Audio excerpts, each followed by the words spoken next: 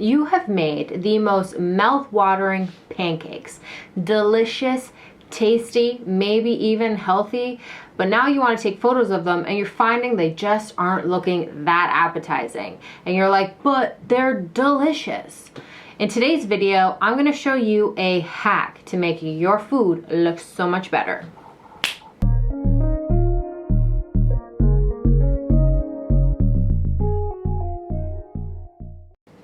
Hello everyone, my name is Leah and I am a food photographer and marketer. And in today's video, the hack we are going to be going over is using cardboard to make your pancakes better.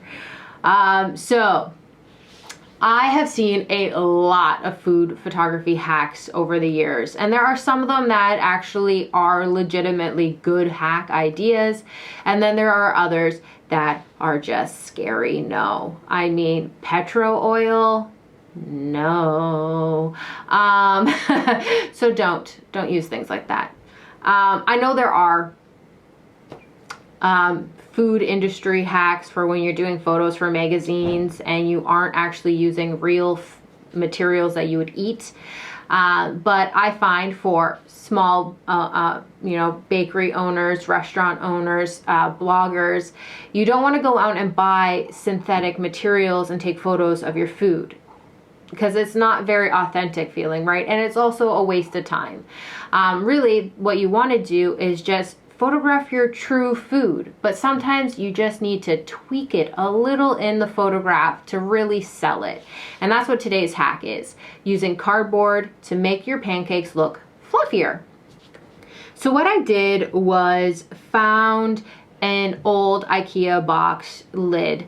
So IKEA, I don't know if they still do it. I'll look, and if so, I'll leave a description, like in the description. Not that you want to buy an IKEA box. You know what? I'm rambling. I have an old IKEA cardboard box, and I had the lid, so I cut circles out of it. When it comes to cardboard itself, I would definitely not recommend using anything like a cereal box or like a cracker box type cardboard. It's just not thick enough to add that oomph, that lift to what you're doing. So you want to use true cardboard, the stuff that's elevated, packaging boxes. If you have any leftover Amazon boxes lying around, use that. So trace down a circle. The key here for the circle itself is that you want to actually have a small size. It does not need to be the size of your pancake. You want to have it be a good inch or inch and a half on the outside. So if this is my pancake, I want my circle to fit within it, and I want to have about an inch or half an inch not exposed here, because there is one con to this hack, and that is if your circles aren't small enough, or if you place them awkwardly, you might actually end up being able to see the cardboard in the photo. That's the only con. The rest of it is actually really nice. I loved using the cardboard for making the pancakes look less flat. So here's a photo of prior to the hack, and then here's the photo of it with the hack in place.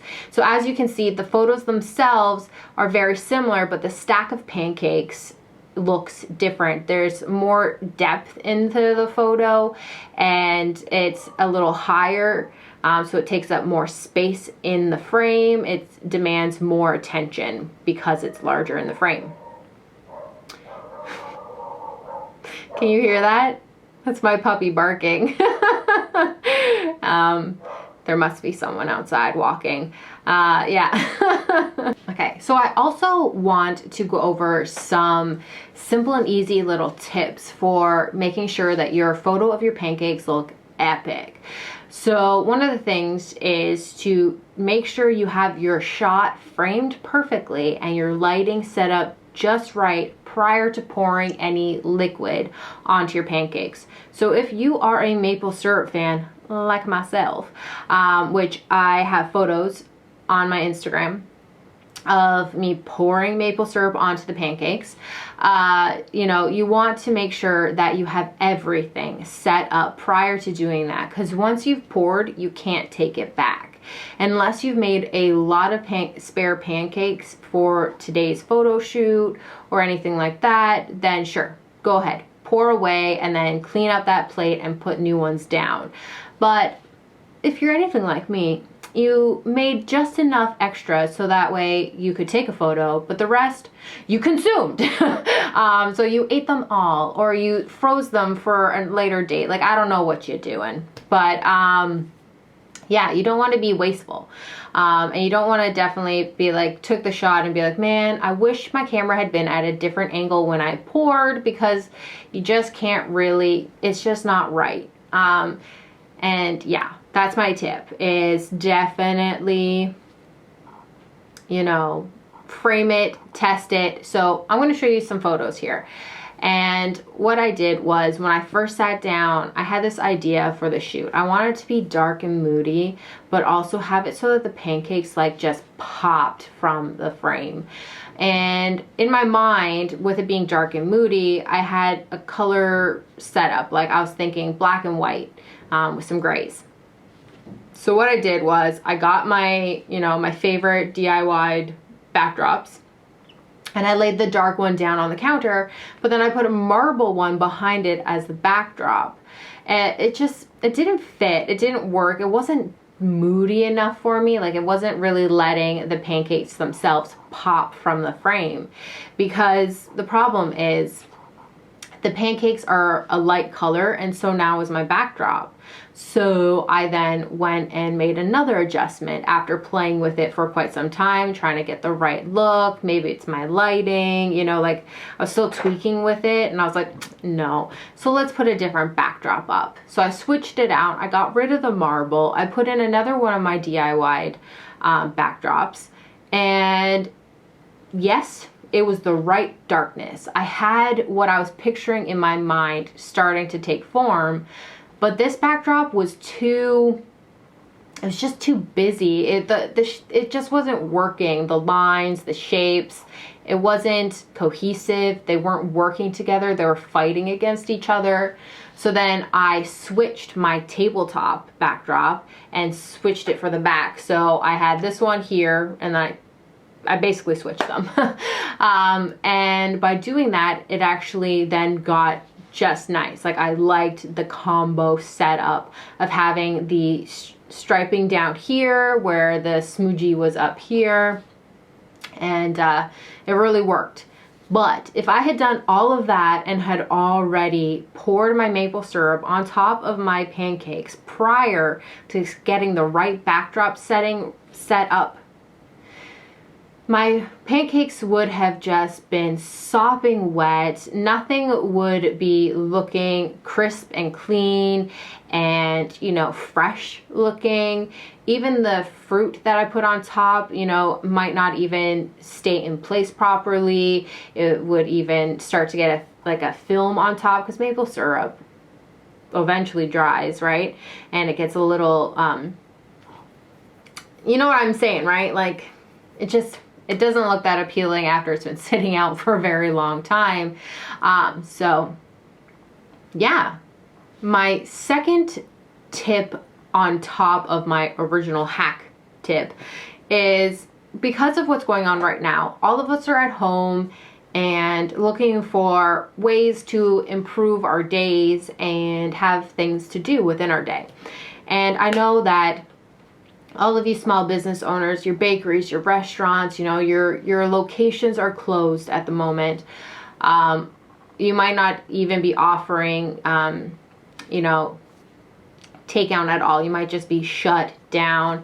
And one way that you can still stay connected to your people, to your following, to all your Instagram followers that, you know, feel like they're a part of your family because they go to your place all the time, they eat there, is you can actually take them into your, you know, fun little food routines. So even though maybe you don't offer pancakes normally on your menu, you could still, if you are making them for your family, for yourself, you know, share the recipe with them if you feel safe. If you're using the, you know, the Aunt Jemima box. You know, still share that that's what you're using, but you know, share this moment with them and take the photos of your pancakes, share it to your feed, have conversations with everyone on your stories, and take them into your life behind the scenes right now, and how you're just still here for your community, and how you're doing your part, and how you want to still help them while they're at home. So that is my third and final. I don't know what my puppy's doing upstairs, but there was a sound. I'll be right back. And I'm back. It was just a chew stick that fell onto the hardwood floor. Keeping it real, guys. Keeping it real here. So yeah, that is today's video with a fun little hack to make your pancakes look a little more oomph, and some little tips for in the process of putting everything together. I hope you enjoyed today's video. If you have any comments or questions, definitely leave them in the comment section below. I'll make sure to get to them as soon as possible. If there are any topics that you want me to cover, like any food photography tips that you wish you knew, or any issues that you're finding you're having a hard time with maybe understanding of your camera or photography, or even marketing, because marketing knowledge here, guys. Let me know in the comment section below, or even reach out to me on Instagram. It's leah.evergreen. And yeah, and I'll make a video for you, and I'll help you guys out, because that's what I'm here for. If you liked it, thumbs up this video. If you would like to watch more videos about this topic, food photography and marketing for your business, hit that subscribe button, because I am here to help you. Bye guys, have a nice day.